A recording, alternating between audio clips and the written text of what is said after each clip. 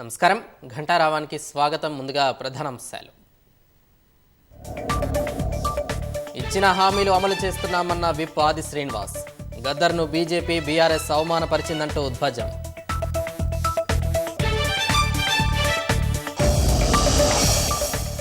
కేంద్ర నిధులతో ఇందిరమ్మ పేరు ఎలా పెడతారన్న సంజయ్. స్థాయి ఉన్నవారికే పద్మ అవార్డులు ఇస్తామని ఉద్ఘాటన.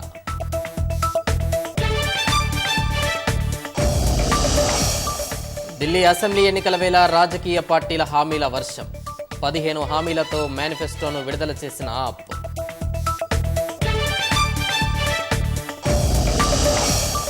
ఉత్తరాఖండ్లో అమల్లోకి వచ్చిన ఉమ్మడి పౌరస్మృతి. విధి విధానాల పోర్టల్ను ఆవిష్కరించిన సీఎం పుష్కర్ సింగ్ ధామీ.